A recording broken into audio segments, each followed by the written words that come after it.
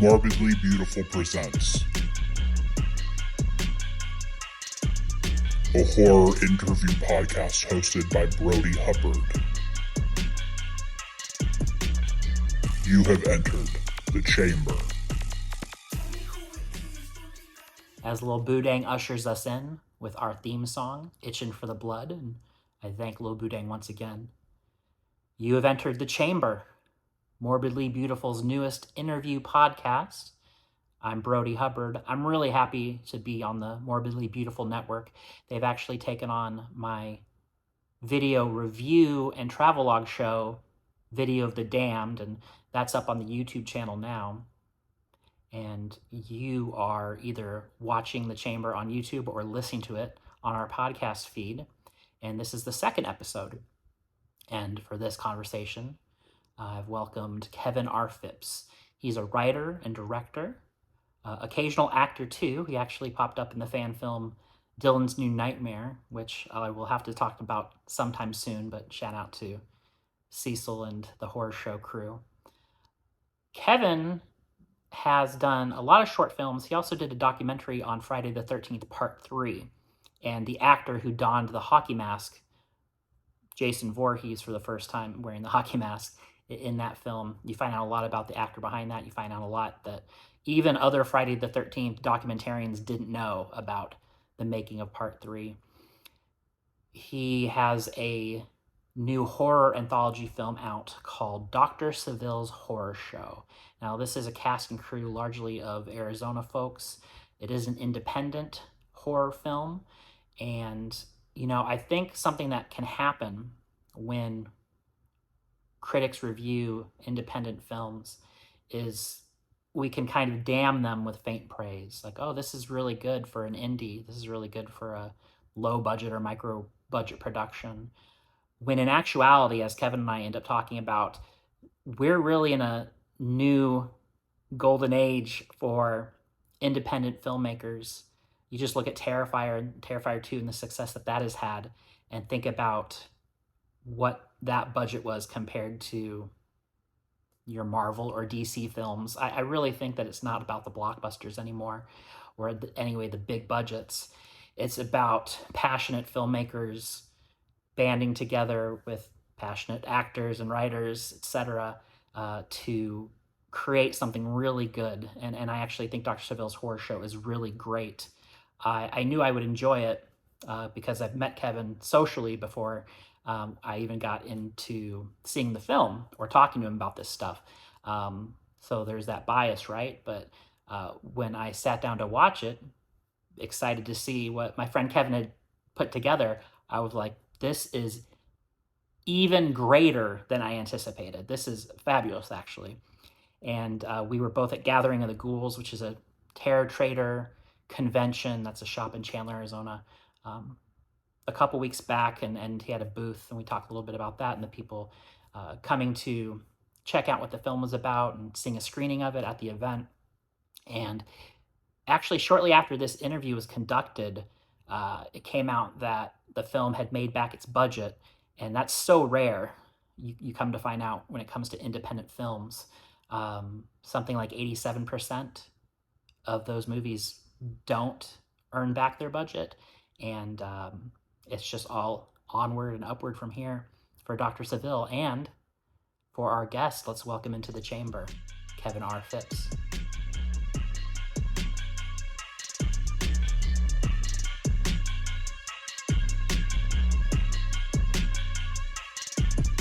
I have watched a few of your things. We can talk about first the kind of main event of the Gathering of the Ghouls. As far as your presence there, you had the booth for Dr. Saville's Horror Show.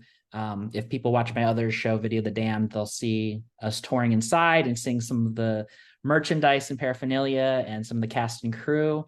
And I would like to know a little bit about how that project came together in the context of you've been doing short films. You did a documentary, which we'll also talk about.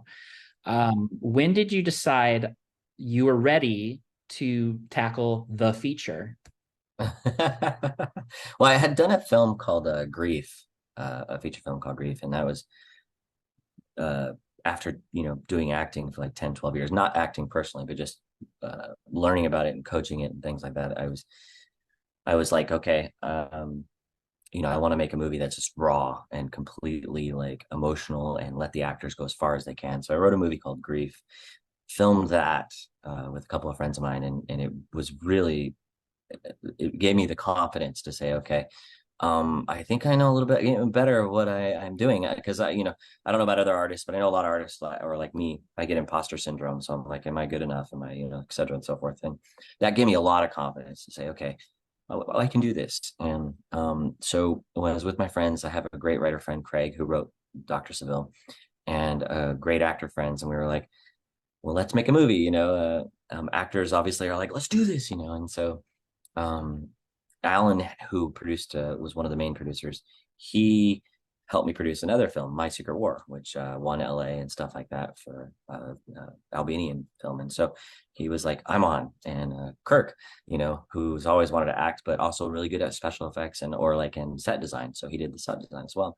So yeah, anyways, we all sitting around and we're like, okay, well, we need to do something because our careers are just sitting here. So let's make a movie. And so that's what we came. That's when we were like, okay, let's do this. So Nice. yeah, So not actually your first feature. You'd had one in the the arsenal before, and like I said, definitely a lot of shorts and great projects like that. Some of which you can see on YouTube. And yeah, you've worked kind of between Los Angeles and Arizona. I know that journey well, having been in both places for several years. yeah. I did a lot of commercial work in LA. So for like Kellogg's, L'Oreal, Cigna, HBO, or not HBO, it's like a subsidiary in Europe and things like that. So that was a lot of fun, and also gave me a different type of confidence, being on bigger budget commercials. So that was nice. 3D animation too? Yeah, yeah. That's why I started. My dad was like, well, you can't make a career, make a movie. So you're going to have to be in computers, because he's a big computer guy. He set up all the computer systems for Arizona. So he was like, you're going to have to be computers. So I was like, well, how do I get into the movie industry and combine the two? And so I found, 3D animation just come out. Godzilla, the one here, came out, and the effects were so amazing in Jurassic Park. And I was like, okay, this is the way to do it. I can prove to my dad. I'll go to, because you had to do computer animation. You had to do learn how to put computers together. And I was like, so I looked at, I'm in computers, but I'm also doing movies. So that's kind of how I did that. And so I worked on a Teenage Mutant Ninja Turtles pilot. I worked a lot on I interned over at Rainbow Studios. So I did a lot of stuff on Turtles, video games and things like that. It was great. Yeah. I haven't talked about it, I think, in my any of my current podcast video series running, but I have liked to inform people who may not know that I don't think everybody understands how many artists and performers find their way in through these other tasks and roles. For example, my first job in TV was for Buna Murray, working on first The Simple Life, but then for a long time, The Real World. Oh, okay. At the time, we were still logging on like video cassettes. Now everything's digital, but Right. You would see, because you have to pick your name to say like, I logged this tape. And you would see on that pull down menu, like Steve Agee and like people who'd worked there years and years ago who are now, I think he's like in Suicide Squad and God knows what else. Yeah. So like everybody kind of finds a way, and even like the Kane Hodder story talking about his stunts and how that eventually led to the icon that he is now. Yeah. So Yeah. He's amazing. He's doing so much with Friday 13th, his jam. yeah. Yeah. So I had kind of asked you a little bit tongue in cheek, like, at Gathering of the Ghouls, it was a convention we were all at in Mesa this weekend. If you felt like you got lucky out the gate with this team for this horror anthology, or you knew you had put in the work. And I suspect you're like, no, I earned this. I toiled. We all did. Like I was saying, I think the imposter syndrome gets a hold of me sometimes, and so I'm like, you hope each time you're learning more and more about, okay, putting together teams and then making sure that, everybody's happy and you're communicating better and all these things. And so I did, to a certain degree, I say, okay, yes, I've assembled this person, and we've come together, and we're going to stick it through. And we have. And I think that's one of the biggest, best things about this team. And we've had our ups and downs like every team on the planet, and still do, but we know that we're going to be there, and we know we're going to stick it through and finish it, and that's what we did. And that's probably been the first time in my entire life, one of my first times in my entire life, I had people just stick it through, and I give them huge kudos for that. So yeah. That's great. That's great. I talked on a previous episode to Tanya Atomic, who's in the Pacific Northwest and did the Monos sequel, Monos Returns. And we were talking about how, yeah, sometimes it's hard to get teams over the years, and definitely through the pandemic, to be able to stick together and get the work done. But you did, I think, primarily through the and when we say through the pandemic, Right. I was still wearing a mask for most of the convention, but like that when it first hit, none of us knew what to do, and we were, wiping down our groceries. Yeah. Like you were working on that was, yeah. So it's like, and it became very political and all that stuff, and it was, but yeah, you're right, we just didn't know what it was. So I was like, oh, okay. And we felt like, if I walk this way, am I going to get in trouble? Am I going to walk this way? So it was like, I'll just shut down then, and at least that's how I handled it. But we finished a lot of the movie right before it, and then we didn't do any of the Dr. Saville stuff, though, the actual Saville stuff, until like I said, I had a studio in Tempe for acting studio, and well, obviously when the pandemic happened, I had to shut everything down, and so I was just paying for it for no reason. And it got to the point where I was like, okay, guys, it's now or never. We've got to do this segment, because Kirk took so much time building with Josh those huge sets. And so it was like, okay, let's shoot it. And it was interesting, because we had all the COVID protocols, wear a mask, do this, do that, and we were spraying everything. And and then there was only a quarter of the crew that we normally had, because it was like, we didn't want to get too many people in one room. And so, yeah. Right. I want to talk a little bit about the structure of this film. So I'm going to be really careful as far as spoilers. Like I Right. to give away, like I will speak in the most vague terms. I'll try to as well. Yeah. There is a wraparound segment, involves a gentleman trying to travel home, and he ends up in the clutches of Dr. Saville. And Dr. Saville is very much fitting the profile of the horror icon. We have this great look. He has particularly odd behavior. We'll say Jekyll and Hyde-ish, but it's not like either Jekyll or Hyde is very nice in this case. Right. Yeah. Bad cop, worst cop. Yeah. And then in trying to we'll say teach this gentleman a lesson, or what he thinks is the lesson that this gentleman needs to learn. He not only tells a story, he actually runs a film projector and shows the story, and that's where we get our 3 anthology segments. Yeah. So I would say they're story-wise each very different from each other. But the work as a whole is not inconsistent at all. Like it all fits. But yet, there's different cast and different stories, different kinds of stories, different kinds of monsters, we'll say, or things that that our protagonists are trying to wrestle with. Yeah. So how does the idea for this all come together as far as the writing? What kind of the through line's going to be? Sure. And again, without spoiling it, how pieces will surprisingly intersect with each other. Yeah. What's interesting about this, at least in my mind, is when we got together and we'd all gotten together and we talked about, okay, well, what do we like, of course, and we came up with all the different horror films, because Hellraiser is still my number one, Hellraiser 2 and stuff.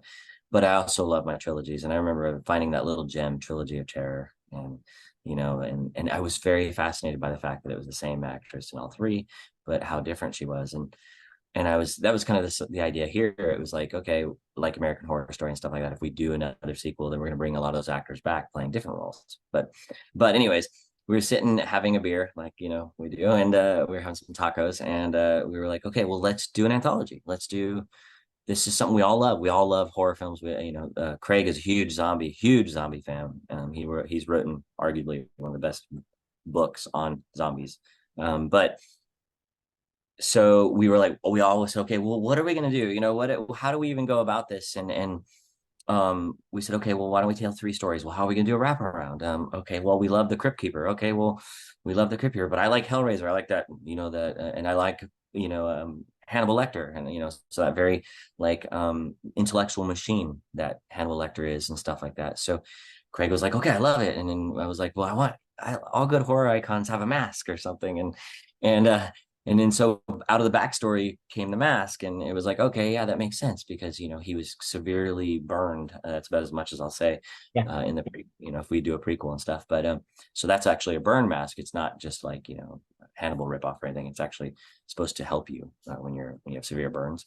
Right. So anyway, so there's all that. There is a small line in the first segment too, if you look in carefully, when he's like, I used to be that. And if you really listen, that's actually kind of a small hint into his history. But then we started writing a movie. So we wrote the first one, so we all came back with like hundreds of ideas. Like, okay, this story. And at one point we were like 3 stories about aliens. At one point we had Dr. Saville and the taco truck of terror. He was going to own a taco truck and he was going to run around until we just had so many crazy ideas. And finally we settled, okay, we need to go a little lower budget because we don't have any money. And we need to bring it down a little bit and just focus on more of the characters as opposed to just all out gore fest. And so Kirk and Craig came up with the idea of a consume, and then I came up with the idea of It's Complicated. It was a feature at one point that I really wanted to do, kind of like Basic Instinct meets what do you call those little shrimp that come alive? So it was like, that was kind of like an interesting idea to me.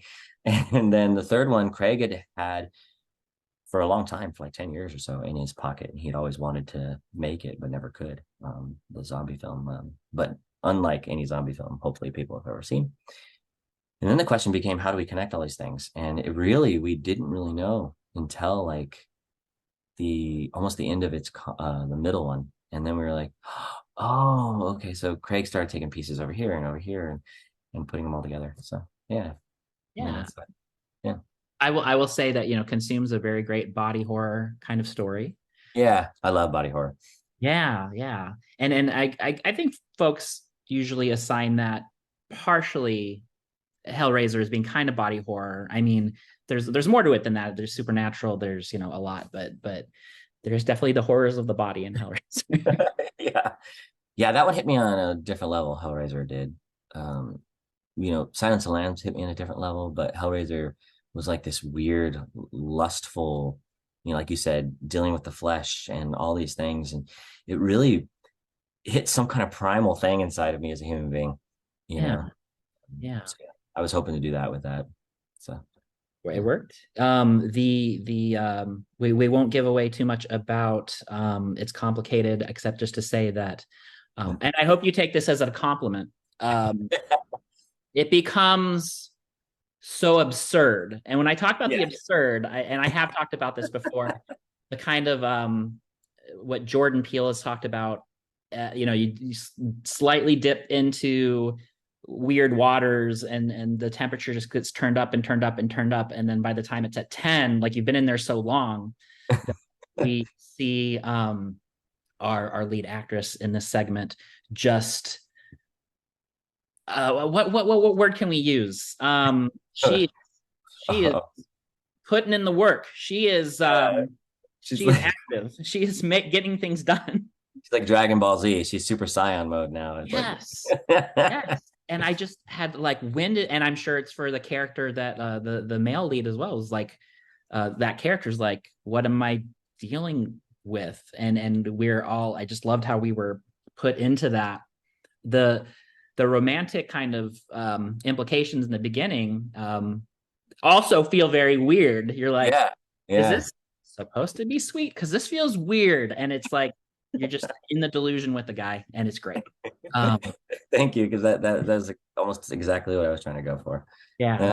When we did it, because it is absurd at times, and of course it's a light comedy, which makes it fun too. So yeah, we were talking about society this weekend, and that's something that Yeah. comes to mind as very much like, what is going on? How are these people trying to react to this and interact with this? And you do have folks who are, what we call kind of like straight characters who are like, hey, this is really weird. And Yeah. Yeah. having to, wrestle with that while the world is going bizarre.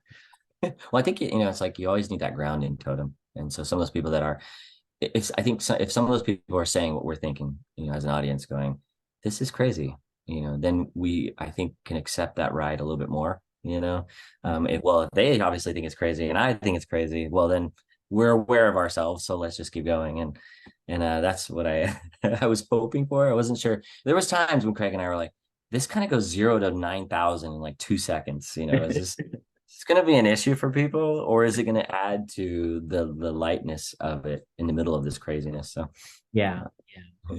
It occurs to me that the common theme is kind of delusional protagonists who get a reality check. yeah, it was something we talked about a lot. It was like, the whole idea of the theme of, be careful what you wish for. And it didn't matter. The idea was, we were trying to debate on, as a human being, we own stuff. We have lots of stuff, and we're consumerists and all these things. And yet we get something, we love it for like a week, and then we throw it away, or we don't throw it away. We just put it to the side, and now we have collect all this junk, and whatever the case may be. So we were thinking, like, what if people were just happy with where they're at as human beings? What if this is more of a mindset? And so the idea of the film was, okay, one person wants this, and very normal human things, because he even says in the beginning, which I don't think it ruins anything, but he looks at the girl and he goes, I wish. He doesn't do it technically, and that's about as far as I can go with that. But he wishes for it.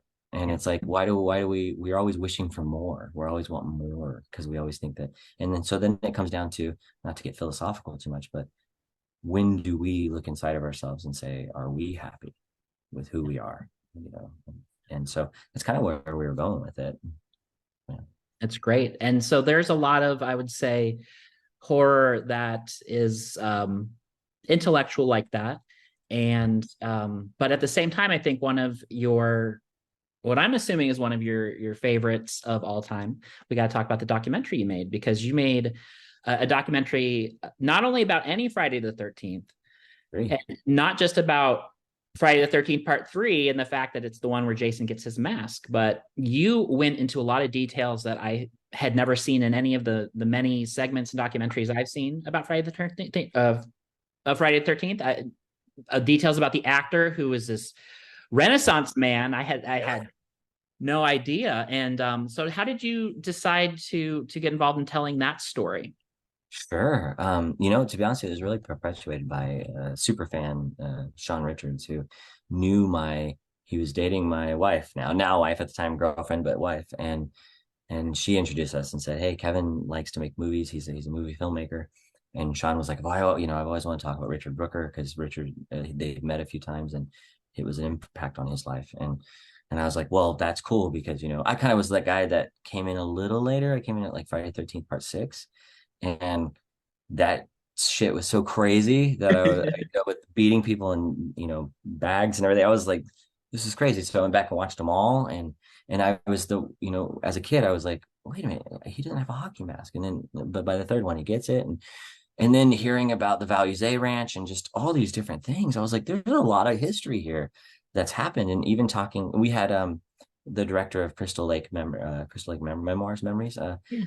He hosted our event in LA, but he even said, he goes, where did you get some of this stuff? Because we got lucky, it was all about like kind of like dominoes. We couldn't get that first domino to break down. It was like, we want to do these interviews. And finally, Paul Kraka, who, Mr. Hunky Man, said, I would love to be a part of this. And we were like, awesome. So we got him, and we said, how would you like to be a host? Because he had a great voice. He was like, oh yeah, that would be great. So, and he was like, yes, I would love to. So it was like, okay, great. And then as soon as that happened, with the help of like Joe Quintanilla and Ruben Angelo, everybody started coming. It was, Tracy Savage and all of them started saying, yeah, we'll do the interviews. Yes, we'll do interviews. And Caroline Williams and all this. And who we saw this weekend.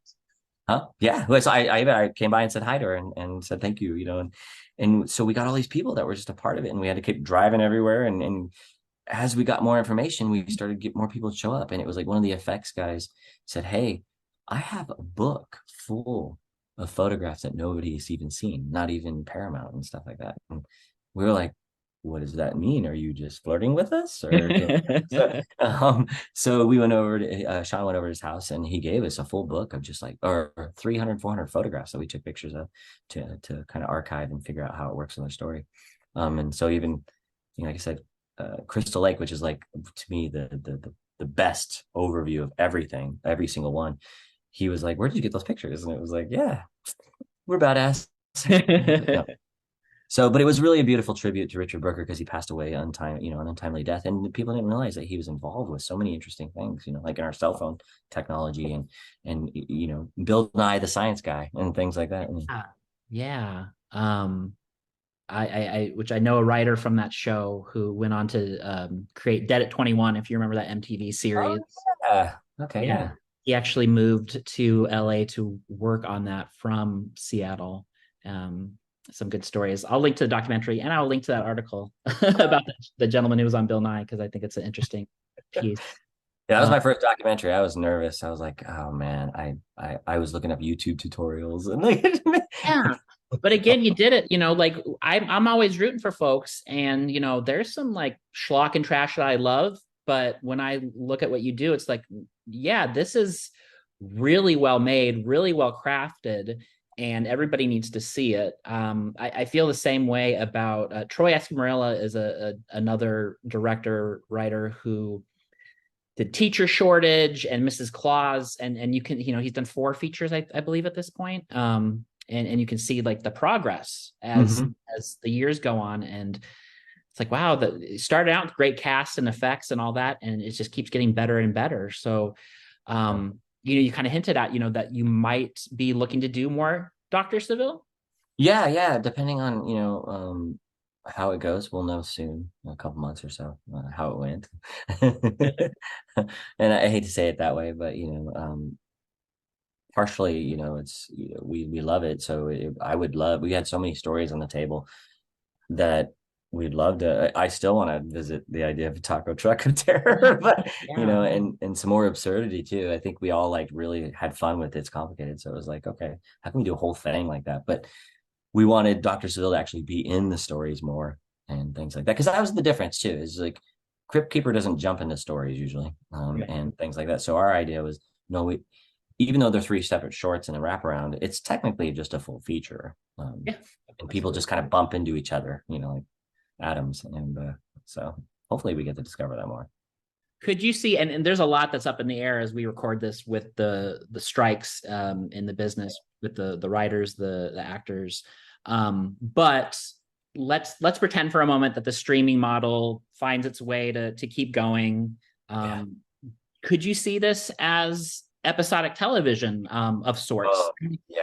At some point, something that's a TV show or a movie.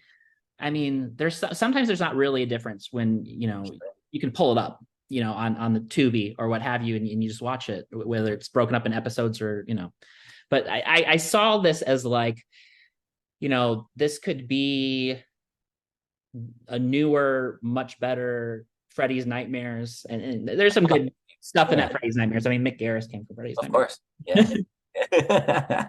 Yeah, no, that was something we talked about too. It was like, well, what if this was also a possible launching point for up and coming filmmakers who have made horror shorts that are really good, and say, okay, what if we license that from you? And then our wraparound, we will creatively write that so that your story is a part of the whole thing. So then we would maybe I would direct one, but then the other ones would be from people from around the world. And then we'd make it, like you said, an episodic show. And all we'd have to do is film Dr. Saville torturing people and interweaving these stories. So that was one of the biggest, ideas that I really am still very excited about. It would be great to do a full show with like Shudder or something and just. Yeah. And right now, like at the event, you had the booth and promoting the Blu-ray and the some great other offerings there, the T-shirts, the Aquapet T-shirts and whatnot. Yeah. My wife, she wanted to have Aquapet shirts so badly, and I was like, well, if they haven't seen the movie, how are they gonna know what that is? And she's like, I'm telling you. And I'm like, okay. And it was a big wake up call to make sure that you're always listening to your wife. Yes. She sold those out, and I was like, okay, you win. So Y'all are a good team for sure. Do you so with the film available as of this publication on Tubi and I'm sure on other on demand. Amazon Prime and Voodoo and different things like that. Yeah. So are you kind of waiting to see what happens with the Blu-ray, or like do you get stats from those streaming channels? Like for the folks outside of the business, how does that work for you? Like what are you informed of? Yeah, so we basically just get Jerome Corshon. His name is very interesting spelled, but from Lionheart Distribution. He put it out there, and he's so great. He kind of walked us through. I knew a lot about distribution from other things I'd worked on, but he really took the time to walk us through. And explain to us, kind of what's going to happen. And I think he contacts us more than most distributors too, and says, hey, this is kind of where we're at right now. And he's like, we won't fully know, of course, until the 6-month period. But so far it sounds like we're doing okay. And so I'm like, well, if that's the case, I would love to, because there's so many people that are like, I had so much fun watching your movie, even though it's independent, and maybe there's some stuff that you could do better. We know where you're going to go with it, and we know that you can go crazy with it. And it's like, yeah, so I'm really hoping that that's the surprise that we get in October, which would be great for Halloween. No, it's good. Yeah. And because the 4 guys, we're all still there, and we're ready to go. So absolutely. And I want to stress again, I do understand the attitude about like, hey, it's independent, and there's kind of a bigotry of lowered expectations there. This is so well done. Like this is me writing my friends who don't live in Arizona and don't get to see you at these events and be like, yo, go check this out now. Like you watched it when, because this is good shit. Yeah, thank you. Yeah. No, I mean, that was the thing is I told the team, I was like, guys, it doesn't matter if it's low budget or not. The audience has a certain expectation, or and it doesn't matter. They don't know that we only had it $5. They don't know that that day was rough because someone lost their spouse or whatever the case may be. And so it's like all they know is what they see on the screen, and so that's what we need to focus on. Yeah, I mean, we're in the age of Terrifier and Art the Clown, which is making money hand over fist. Yeah, yeah. Mr. Michael and Damien over there. Yes. So I did mention like the local folks, and you're wearing a Terror Trader shirt right now. How did you kind of get plugged into? It's kind of a 2-part question. So how did you get kind of plugged into what I'll call the local circuit here of the Arizona horror community? And what's it been like? You shared a convention with Dylan's New Nightmare. Yeah, which I'm in. You're in Dylan's New Nightmare? I'm in the very beginning when the camera goes through. I'm the guy talking about a Hatchet 3 and how horrible it is, whatever it was. Oh, gosh. I need to watch that trailer again. I still have to see the full thing, which I think is coming out this week. Okay, so you already knew some of those folks, and so you had these conversations. Yeah. Yeah, the horror show, they were the first to contact us and come on set and do interviews with us while we were shooting It's Complicated, which was the first one we shot. So they're great guys. That's great. So yeah, you were plugged in even more than I think I realized before I asked that question. I've definitely seen some Dr. Saville stuff at Terror Trader, and we'll see posters and things pop up at different events. So how is it operating on such a personal level? I would say. Yeah, that's always that's a lots of answers there, but when Terror Trader opened a couple years ago, or it's already been 1 or 2 years now. Jeez, yeah. I know it's gosh, it's so fast because they're literally like maybe a mile and a half from our house. So when we were opening, I was like, oh, because Shannon and I just love Halloween. She loves monsters and creatures, and so I said, oh, this cool place. Let's go check it out. And then we got there, and Jason and Jay and all them and Gina were very personable. But not only that, I was like, oh, this isn't like Spirit, which is nothing wrong with Spirit, but this is like real horror lovers. And I was like, this is awesome. And it smelled good in there, and it does, but and I was like, these guys are legit, and it feels weird to finally have a place where people like at home, where people feel legit into it, and you could tell because they just keep growing and growing and growing. And then we got Dr. Saville, we were doing a premiere, and Jason had such a big heart that we were like, hey, Jason, do you want to host this? And he's like, yeah, let's do it. So he hosted the premiere, and both of them, and the reception was so awesome. So we just really kept building a relationship that way. And plus Shannon can't stop buying things over there. No, I'm just kidding. That's her action figure. But yeah, it's like, and so then when they were having the gathering of the ghouls, Shannon was like, I have an idea. I really think we should do a booth there. And I was like, okay, let's do it. And so that's how that all came about. Yeah. It looked great. I will say, while of course I'm biased towards our group of friends, our Arizona horror community, having traveled more this year than any other and seen the scenes in like Denver, in Dallas, there's horror communities really popping up, not just around the conventions, but not just around Halloween, but year round. And I guess my last question, as far as why do you think so many people are clicking with horror right now? Oh, the immediate answer that pops out of my head is that, we've been doing comic book movies and all these remakes for so long now, that one thing that you can really always, a lot of times, count on with horror is people can take chances and risks because there's not as much money up front involved. And so you still get originality, like you said, Terrifiers and all these really, Talk to Me. I just saw that. That was crazy awesome, And so all these great original things. And I think that, one, that's the big thing. People are they want to see new things again. And number two, people like to feel alive. And with the pandemic and the economy going up and things like that, it's felt like we have a lot of luggage on our backs right now. And so to feel alive is probably one of the most important things, to say, hey, we're here. And when you watch a horror film movie, you're like, you get out and you go, that was fun. Yes, I'm still alive. Let's I can go about my day the next day and go to work. So that's kind of how I see it. But, yeah. Absolutely. Kevin R. Phipps, the name of the film is Dr. Saville's Horror Show. And everybody has to jump on that Dr. Saville horror train and see where we go next. Aqua pets and all. So really appreciate you entering the chamber here on the Morbidly Beautiful Podcast Network. And hope you'll come back and as new horror shows open up. Absolutely. And we are thinking about doing It's Complicated full feature. So that might be interesting. Yeah, for sure. Thank you so much, brother. I appreciate you for letting us come on, or let me come on. So. Absolutely. Kevin R. Phipps and Dr. Saville's Horror Show are both on Instagram, and you could follow them there.